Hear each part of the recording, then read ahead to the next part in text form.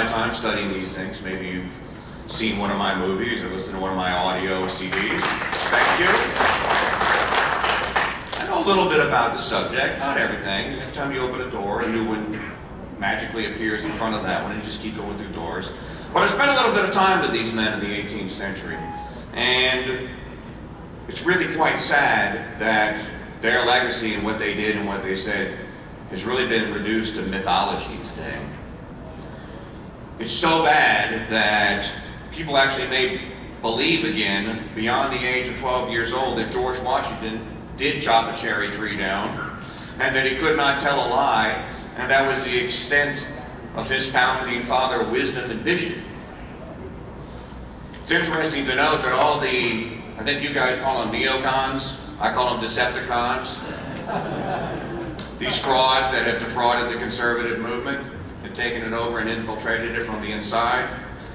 It's ironic to me that they like to cite the founders, and they like to cite George Washington. What was Washington's first action at the end of the Revolutionary War?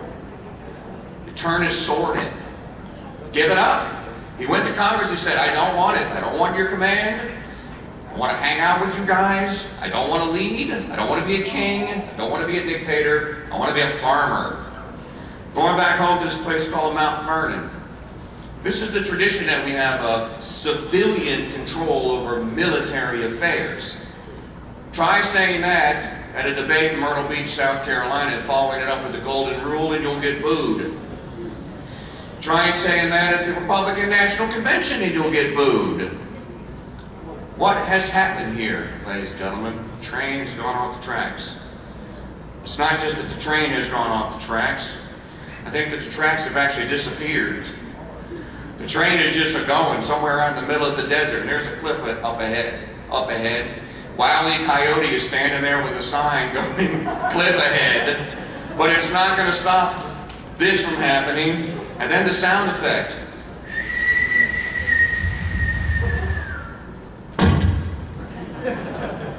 Little cloud of smoke. What amazes me is how the founders are used to justify everything under the global warming sun. The bailouts, to having God on our money. You may have seen the kerfluffle last week with Mitt. We used to call him Governor Romney, but after the RNC, I think I'm supposed to call him Mitt.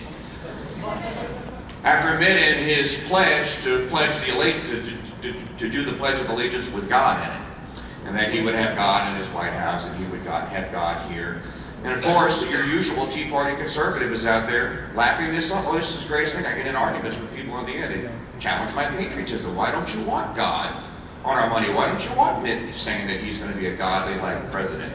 And I asked the question, do you know what God it is Mitt prays to? Do you? Do you know anything about his particular God? Whether you do or not, what business is that in our politics? There's no justification for this. Certainly not from the framers of the Constitution, certainly not from the Founding Fathers' perspective.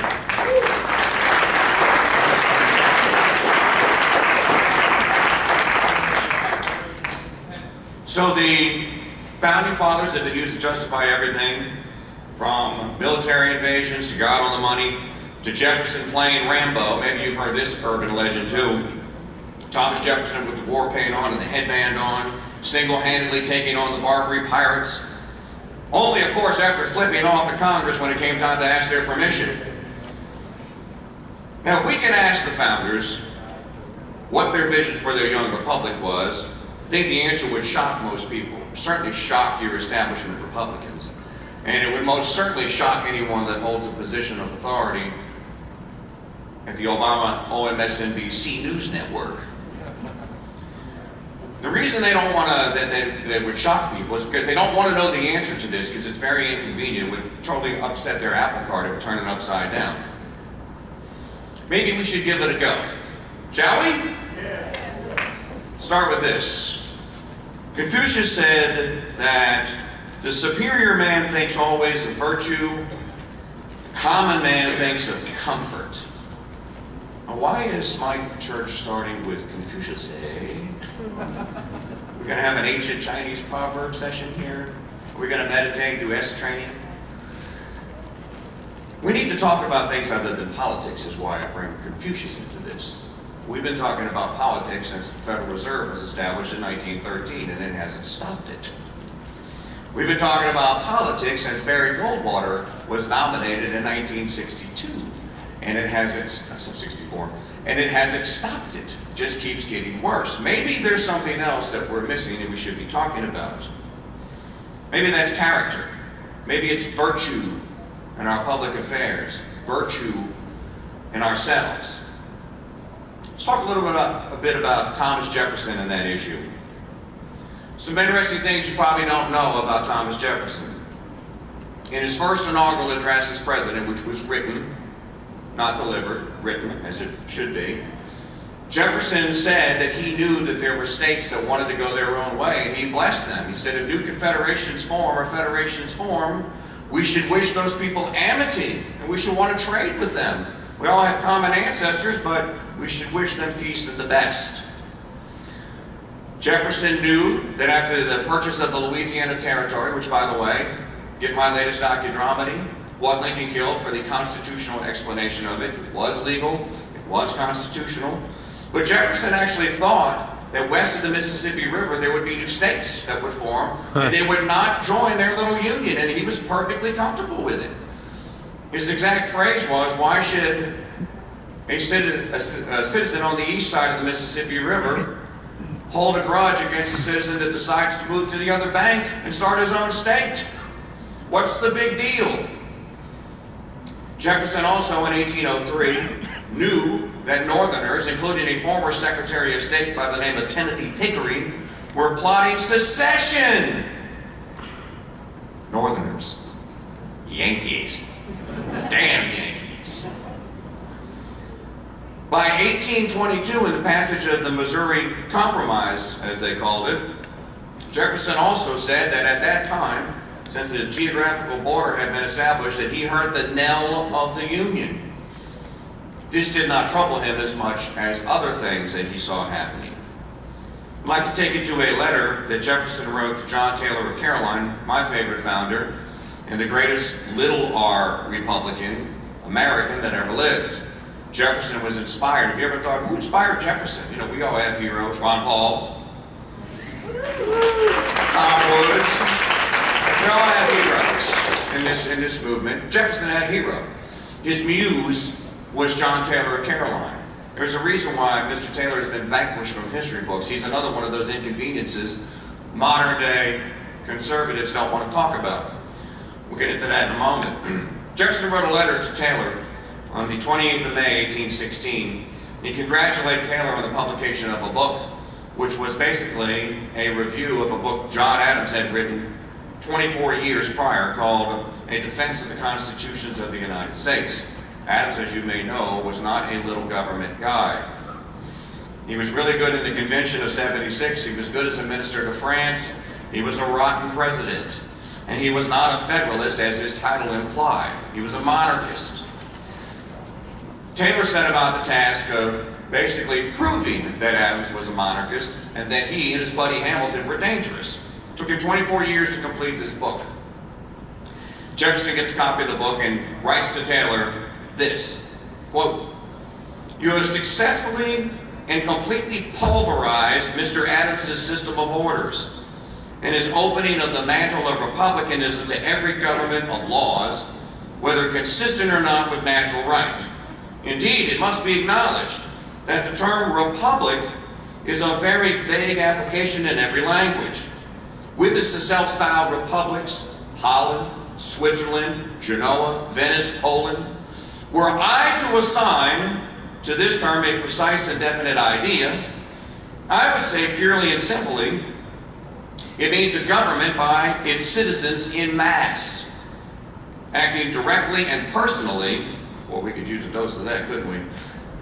According to the rules established by the majority, and that every other government is more or less Republican in proportion as it has in its composition more or less of this ingredient of the direct action of the citizen. That's why you're here, direct action. Mises wrote a book called Human Action. Read it. It's very important.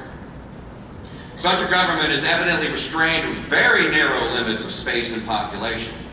I doubt if it would be practicable beyond the extent of a New England township. He's talking about government not being effective beyond a population of, say, 5,000 people. Now, explain to me then how it's going to work for 309 million. The fact of the matter is it doesn't work, and it can't. And the reason it can't is because it's out of scale. And Jefferson started to see this early on. Jefferson continues in his letter to Taylor and explains his thoughts on what he thought was the most important feature of the American version of government. Remember, these men really were revolutionaries. They established things on this continent and in this hemisphere that had never been done in the history in all of human recorded history, like the First Amendment. The First Amendment wasn't just an amendment. The First Amendment was a termination of a thousands-year-old political order where the religious was always mixed with government. And it led to sometimes there were good times, other times there were absolute disasters, deadly disasters. And when the founders committed to the First Amendment, or when Madison and Jefferson did, they changed the world. They really did. It was the first time in the history of man, that religion had been separated from government. Think about that. That's an American achievement that we still honor today. Unless you're a Republican cheering for Mitt Romney to say the pledge with God in it. Jefferson continued with his letter to Taylor. The purest Republican feature in the government of our own state, talking about Virginia, where we currently are, is the House of Virginia. You got Virginians here? Six semper tyrannis, right? So I know a little bit about history, just a little bit. The purest Republican feature. Now, he's saying the word Republican. Please note, and I will publish the text later on, little r, not capital, little r. The term Republican actually means something. The purest Republican feature in the government of our own state is the House of Representatives. The Senate is equally so the first year, less the second, and so on. The executive still less, because not chosen by the people directly. In other words, Jefferson's telling Taylor he's got a hang-up with the government of Virginia at the time. Those of you that think that you're confounded by our current government, this has been going on for centuries, folks. You're not alone. The judiciary is seriously anti-Republican because for life and the national arm wielded, as you observe, by military leaders, irresponsible but to themselves. Add to this the vicious constitution of our county courts, to whom the justice, the executive administration, the taxation, police, military appointments of the country, and nearly all our daily concerns are confided, self-appointed, self-continued, holding their authorities for life, and with an impossibility of breaking in on the perpetual succession of any faction once possessed on the bench. In other words, once the judges start making laws up, you can't get rid of them, because they're in there for life. This is a mistake. Did we replicate that mistake? They are, in truth, Jefferson wrote to Taylor, the executive, the judiciary, and the military of their respective counties. And the sum of the counties makes the state. And add also that one half of our brethren who fight and pay taxes are excluded, like helots, talking about Grecians, from the rights of representation, as if society were instituted for the soil and not the men inhabiting it. Or one half of those could dispose of the rights and the will of the other half without their consent. So he smells something really, really rotten here and he doesn't like it. Then he asks the question, what constitutes a state? I bet you've never heard Thomas Jefferson poetry before, have you? He wrote a poem. It's pretty short. What constitutes a state? Not high-raised battlements or labored mound, thick wall or moated gate, not cities proud with spires and turrets crowned. No, men, high-minded men, men who know their duties know, but know their rights and knowing dare maintain.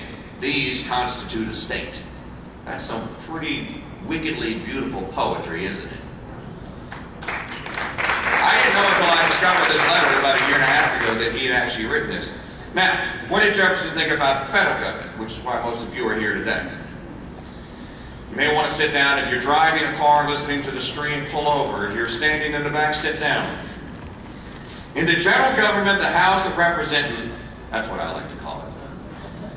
The House of Representatives is mainly Republican, little r. The Senate scarcely so at all. He didn't like the Senate all the way back in 1816. He didn't like it. It's not elected by the people directly and so long secured even against those who do elect them.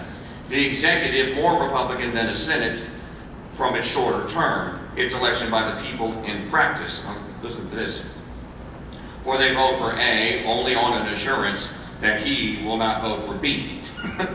And because in practice also a principle of rotation seems to be in a course of establishment, to judiciary independent of the nation, their coercion by impeachment being found nugatory. In other words, even back in 1816, Thomas Jefferson's going, why aren't we impeaching these judges like Chief Justice John Marshall?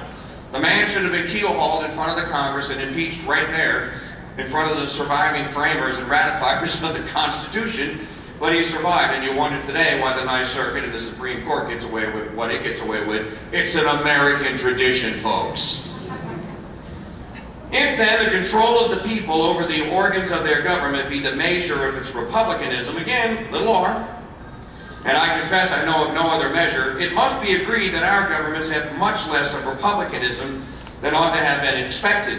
In other words, that the people have less regular control over their agents than their rights and their interests require. And this I ascribe not to any want of republican dispositions in those who formed these constitutions. In other words, these guys didn't intend for this to happen, but to a submission of true principle to European authorities, to speculators on government. In other words, corporatists back in the day.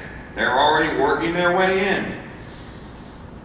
Whose fears of the people have been inspired by the populace of their own great cities and were unjustly entertained against the independent, the happy, and therefore orderly citizens of the United States, much as I apprehend that the golden moment is past for reforming these heresies.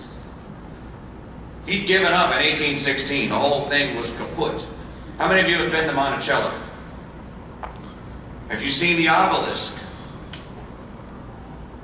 What's on it?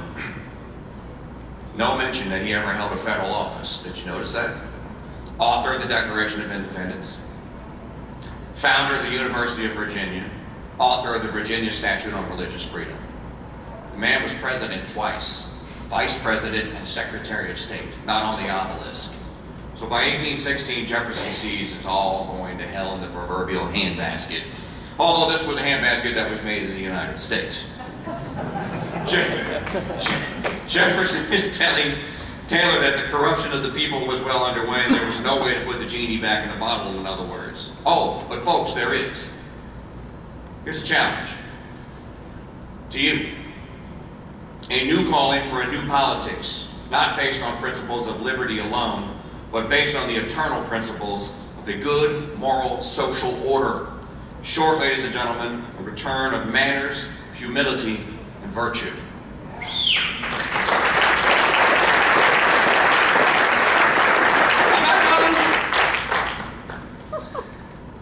Let's move on to our next founder with blurry vision. And he actually did because he wore little glasses. Patrick Henry, another Virginian, great Virginian. Second to Washington, the greatest, second greatest, or the penultimate Virginian that ever lived. Here's a little bit of biography about Patrick Henry beyond Give Me Liberty or Give Me Death. He opposed ratification of the Constitution. Many of you probably know that because you're good students of history. Being in the liberty movement, you're smarter than people in the liberal or conservative movement.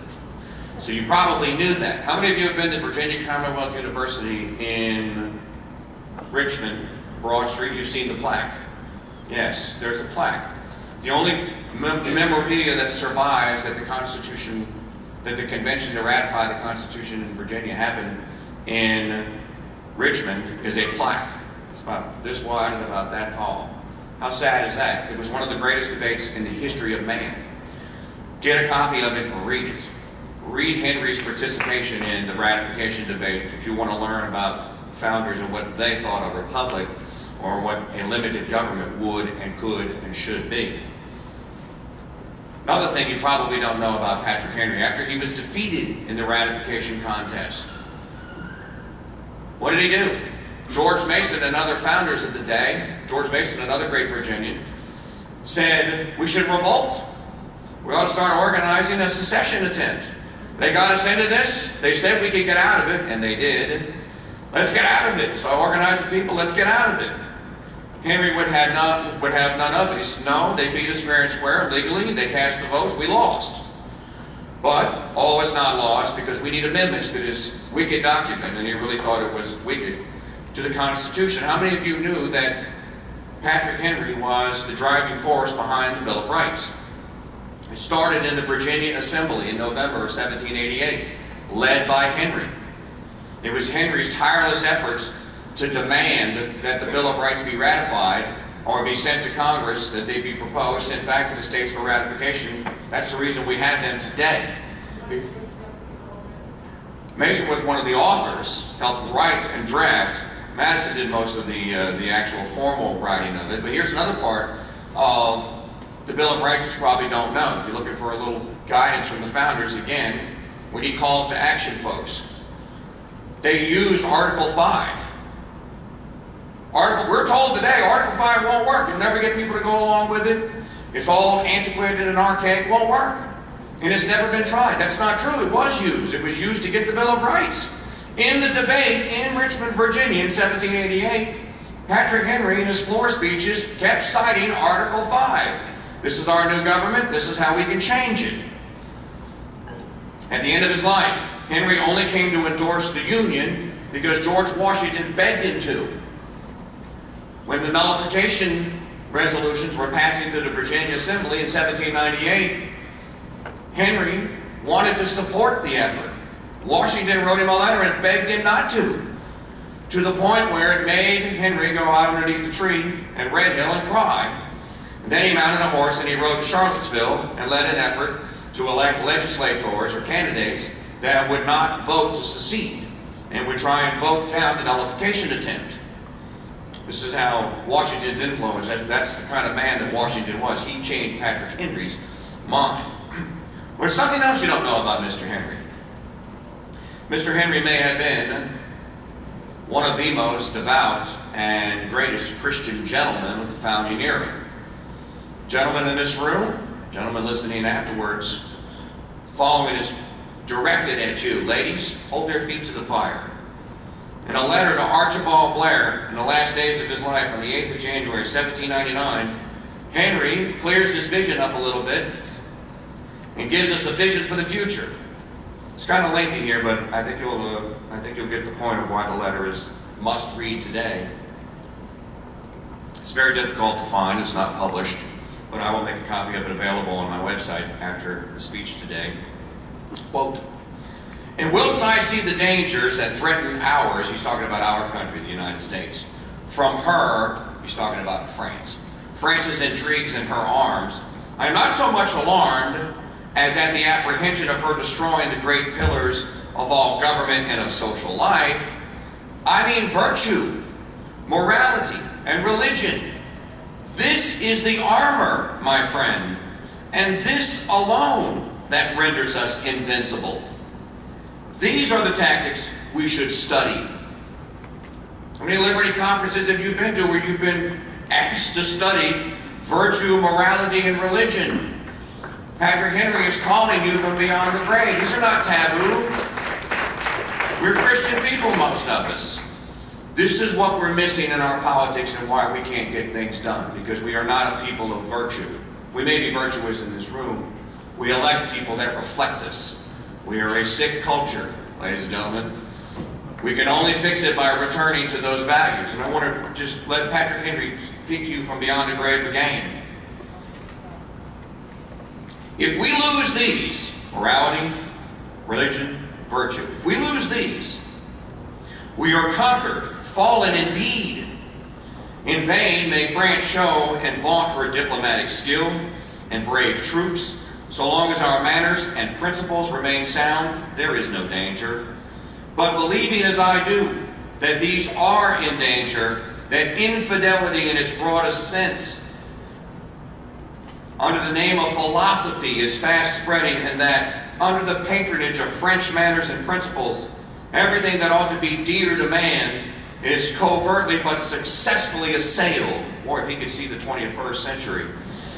I feel the value of those men among us who hold out to the world the idea that our continent is to exhibit an originality of character, and that instead of that imitation and inferiority which the countries of the old world have been in the habit of exacting from the new, we shall maintain that high ground upon which nature has placed us, and that Europe will alike cease to rule us and give us modes of thinking. Henry closes one of these final letters that he wrote to Mr. Archibald with a final thought, a call to something beyond politics, a call to us as Christian gentlemen to perfect our manners and always strive for virtue, which is why we started with Confucius. Tell John Marshall I love him, because he felt and acted as a Republican, little r. I wonder if we were doing sign language if she would do little r. Tell Marshall I love him because he felt and acted as a Republican, as an American. I'm too old and infirm ever again to undertake public concerns. He was suffering from stomach cancer, by the by, at the time. He died by drinking a vial of mercury. It instantly killed him. But he was told, look, you'll either survive it, it'll kill the cancer, or it'll kill you. And we killed him. I am too old and infirm ever again to undertake public concerns. I live much retired amidst a multiplicity of blessings from that gracious ruler of all things, to whom I owe unceasing acknowledgments for his unmerited goodness to me. And if I was permitted to add to the catalog one other blessing, it should be that my countrymen should learn wisdom and virtue, and in this their day to know the things that pertain to their peace. Farewell, I am, dear sir, yours eternally, Patrick Henry. So what is Henry saying to us? What was he saying to Mr. Archibald? He was saying that, sir, politics is not going to fix our problem. Politics is not going to preserve our people. Our government is not going to preserve our people, even though we believe it to be the greatest on earth, the most fine and pure. What Mr. Henry was saying is that good men of character and virtue, which we possessed in huge quantities here on these shores, would preserve our liberties. We're at a Liberty PAC conference, correct? Liberty lovers, you need conservators. Conservators, we need liberty lovers. Let's make a deal. I call for a truce. This is how we reclaim our government, by reclaiming our people and the goodness in our people. And so in the grand scheme of things, ladies and gentlemen, the task at hand is not one of politics. It's not one of issues. It's one of character. Character, that's what matters. Russell Kirk, and I heard Dan McCarthy talking about the great Russell Kirk, the last great voice of the conservatism that was practiced before the war team invaded and took over the movement, once said that once upon a time, there were but few opportunities for conservatives, but today, there are now millions of conservative opportunists. Some say, you've heard this, I'm sure, the same things are happening in the liberty movement. And while that may be partially true, it doesn't tell the full story. But it does throw up a cautionary flag and brings us back to our dialogue about character. The great men of character known as the founders had conferences just as we are having here today. And we know their conferences by a few famous distinctions. Let me tick some off for you. Second Continental Congress of the United States, Declaration of Independence. The Confederation Congress, Articles of Confederation. The Federal Convention of 1787, Constitution. The Virginia Assembly of 1798, Virginia and Kentucky Resolutions. The Hartford Conventions, petitions from northern states to secede in 1814. The South Carolina Convention of December the 17th, 1860. South Carolina votes for their God-given natural right, secession. Secession is not a dirty word, by the way. It comes from a Latin term, secedere, meaning to withdraw. When I'm finished with this speech, I'm going to secede to the bar. I hope you will join me. The point is that these men met in conventions to do things beyond air grievances over what was done to them. It's time for us to get reacquainted with this political formality and blare the clarion call loud and clear for all to hear. whether we call for an Article 5 convention to propose amendments to the U.S. Constitution, whether we affix our names to the Montpelier Manifesto, Vermont's call for a convention to consider altering their form of government. Yes, that means for them to secede. No, I don't agree with the Vermont socialists politically, but I do believe in their right to choose their own form of government. What do you have liberty for if you can't choose your own form of government? In keeping with our theme of the founders' vision and their character, I'd like to close with another challenge. It's not enough to demand non-intervention in our wars. We do it a lot, and we're really good at it. It's not enough to demand an end to wars. We have to start explaining to fellow citizens why these ends are desirable. For over a decade, we have recited over and over and over the mantra that we want Congress to declare all of our wars. Fine, great. Would the intervention in Iraq be morally and Christian justified if Congress had declared it? No. You have to go beyond the declaration of war. It would be wrong because we would not have been a humble people. We lack humility in our public affairs.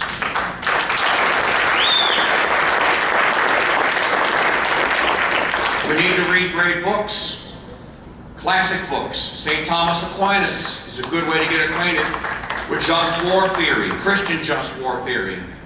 My friend Lawrence Vance, who writes at BlueRockwell.com. Lawrence is an expert on this. Read him. Finally, American exceptionalism. America is not exceptional.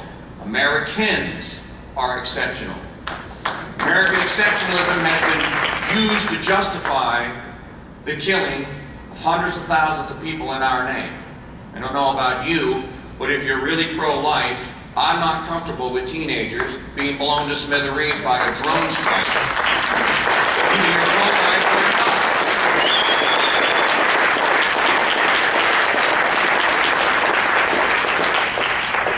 American exceptionalism has been used to justify a military that gobbles up, the conservatives tell us, a mere 6% of our GDP.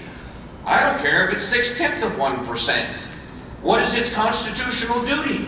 There is no federal government without the Constitution. What does it say? It says, warning, warning, Will Robinson, you may not appropriate money for an army for a term longer than 2 years. Why? They warn us about standing armies. You've got a standing army around. Madeleine Albright tells us, wow, we have this army, we should try to find some place that we can use them. We must explain to our fellow countrymen why we oppose the wars. That if we are pro-life in our mothers and our sisters and our wives' wombs, we are pro-life in Pakistan. If we have been attacked, of course we have the right to defend ourselves. No libertarian would disagree with that. Self-defense must be preserved. Offense in the name of empire is not defensible. But you have to, ladies and gentlemen, you have to explain this. You have to go back and get on the moral footing.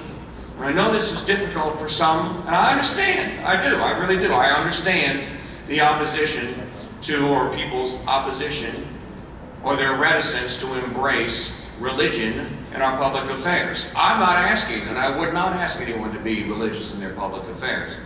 I would ask them to be humble and godlike in their private affairs, which will make them act like Christians in their public affairs. There is a profound difference. So yes, our history and the founders can guide and inspire our future. But ladies and gentlemen, we must have the courage, their character, and most important of all, their virtue. Thank you.